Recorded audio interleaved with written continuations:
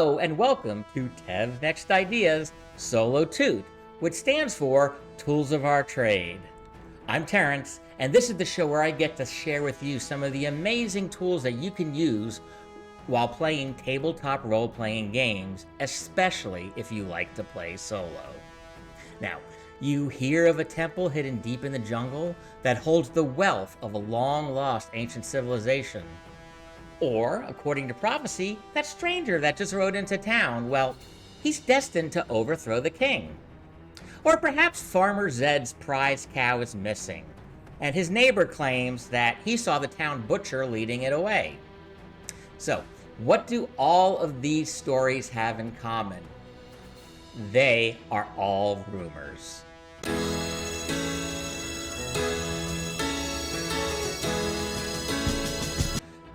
No, not that type of rumor. They're tales that your character might hear that may or may not be true. Now, rumors can be a challenge for the solo role player because how can you come up with an effective rumor if you already know from the start whether it's true or not? Well, you guessed it, I found a great tool that can help you with that, and you may have seen me refer to it as my favorite rumor table.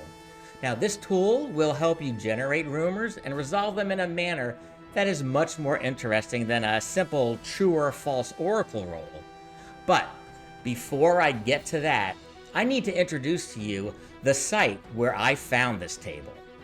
Back in 2018, when I was just discovering solo role-playing, I was lucky enough to stumble across the blog Alea Iactanda Est, which is Latin for the die will be cast. The blog is managed by Gerard Naval, and on it, Gerard posts his solo playthroughs using a wide range of rule systems in a variety of genres. For instance, sci-fi using Traveler, M-Space, and 5 Parsecs from Home, fantasy using RuneQuest, Magic World, Fighting Fantasy, and Mork Borg, or mystery and horror using Into the Odd, Silent Legions, and Call of Cthulhu. The writing is well done and the stories are entertaining, balancing serious gameplay with the wit and subtle humor one would expect to find in a blockbuster action film. Beyond the stories, however, Alea Iactanda Est was invaluable to me as an excellent model for how to play solo. Woven into the narrative, the author does an excellent job of explaining the mechanics of the game, the tools he is using, the choices he is making, and from where he gets his inspiration. I find nearly every post entertaining, instructive, and informative. Sound familiar? Well, it should. I pretty much modeled Tev's Next Idea after Alea Iactanda Est, and to this day I still consider Gerard Naval my unofficial mentor. I once even wrote a cameo for one of his characters into one of my stories. So, it should be no surprise that the rumor table found on the site is my favorite. Looking for a way to make rumors in a solo game more satisfying and the outcomes less certain, Gerard created his own rumor table based on one that he found in the sci-fi RPG Traveler. The first thing this tool can do is help determine what the nature of the rumor is. Now, as with most tools like this portion is optional. You very well may already have a rumor, a drunken comment in a tavern, or an old legend about a family tomb. But if you don't, this tool can help fill in any or all of the details through a series of, you guessed it, smaller tables. Table 1 determines the rumor type. It could be an unexpected clue that you find, or maybe a supposed fact that's been assumed to be true, but no one has ever really tested. It could be information about a specific item or a natural occurrence. It could be what the table refers to as library information. It could pertain to a certain place, whether it's as small as a single room or as large as an entire planet. Now, if you need to narrow the rumor down even more, several of these options refer to a more specific table. Like, for instance, if your rumor is the background, then you can roll on table 2 to determine if the background pertains to an individual, a group, someone's family, the government, another organization, or some bigger aspect of the world.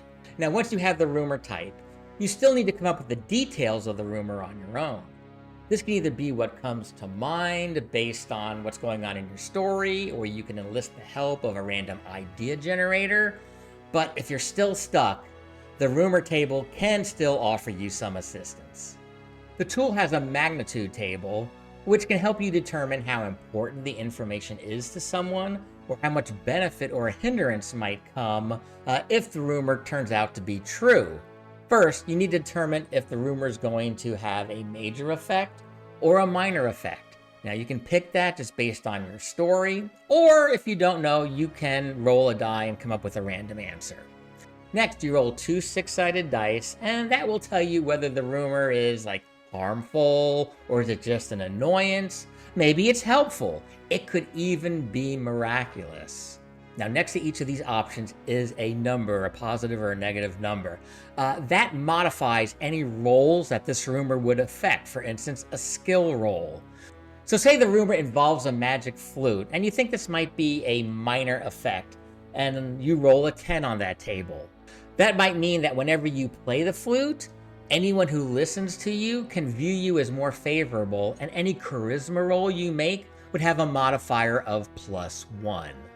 Now, this last column is just a straight plus or minus. The higher the roll, the more the roll is modified. Now, whether it is positive or negative, that just depends on the type of rumor. And as a side note, these modifiers are based on the Traveler system. You can certainly raise these numbers to a more appropriate number if you were playing with another system, for instance, a D20. And the table does have some advice on how you can actually do that. And finally, don't forget, these modifiers refer to a true rumor. You can expect that if a rumor is actually untrue, those numbers could be altered. And that leads us to our last table, the truth table.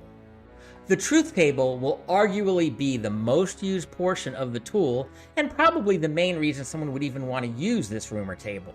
In fact, in my own games, I think I may have only used the truth table so far. The truth table's purpose is just as it sounds. It determines the validity of a rumor based on a roll of 2 6-sided dice. In the worst case scenario, a rumor is not just false, it's deliberately false, possibly being a trap. Conversely, a roll of 12 means the rumor is completely true. It's the numbers in between, however, that makes the result a little more interesting because they can have varying amounts of truth and falsehood depending on the roll. Now, let's put this all together. Let's say you're a smuggler on a starship, and you just obtained a large amount of widgets. I mean, everyone in the galaxy needs widgets, right?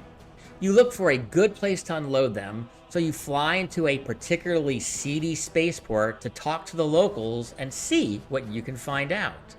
Using Table 1, you roll on the rumor table and get 6, miscellaneous. That could be anything. So you make another roll on Table 6 and get business tip. Well, smuggling is your business, and while swapping stories with the other rogues at the bar, you learn that a buyer 2 systems away is in big need of widgets and will pay a nice price for them. How nice a price? For that, you roll on the plus-minus column of the magnitude table and get an 8, which is a +3. For your game, this means that they will buy the widgets for 3 times what you paid for them. Having this information, you now travel to the Quanta system and find the buyer. Now it's time to roll on the truth table. Now, as I already said, if you roll completely true, you sell your cargo for 3 times the profit. But what if you roll mostly true? Well, you still do well. It's not quite the haul you were expecting, but you get, let's say, 2 times the profit. Now, let's say your roll is actually a 5, which is just an annoyance. In that case, maybe the buyer will only pay you what you could have gotten anywhere else. You still make a small profit, but you wouldn't have had to travel nearly as far, and you certainly wouldn't have had to avoid capture by those space pirates. And then there's the worst outcomes. It could be completely false, there's no buyer, or it's a trap, an interstellar sting, and you are going to space jail. There is one more aspect of the Alea Iactanda Est rumor table that makes it unique and helps keep the rumors a little bit more interesting. That is the ability to modify a truth table roll based on either the reputation of who gave you the rumor or additional information that you may uncover. First, do you have any way to determine the source's reliability? Let's say you have a contact who has given you many tips in the past that have paid off favorably. If he's the source of your rumor, you can add +1 or +2 to the truth roll, depending on how reliable he is, moving the answer closer to true. Conversely, if you hear something from a known thief who is always in and out of jail due to always being caught, his poor judgment would probably warrant a -1 or a -2, making the result more likely to be false. But what if you have no idea whether or not your source can be trusted? Is there any way you can still get insight into the rumor's end result? Yes, there is, by looking for additional information. Let's say you are a white-haired monster hunter dressed in black leather, and you heard that a nearby town was being terrorized by a werewolf who only appears at the full moon. You spend the night in the local tavern talking to several of the patrons. Do they have anything to add to the stories? Have they seen any signs of wolf activity? In a case like this, you may want to roll one of the truth die in advance. This can help inform the truthfulness of the final outcome depending on how high or low that roll is. At a minimum, you can determine the best possible outcome just by adding 6 to it, the highest number you possibly could roll on the second die.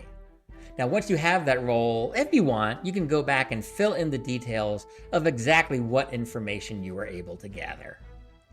And while you're visiting Alea Iactanda Est, you may want to check out some of the other tools that you can find there.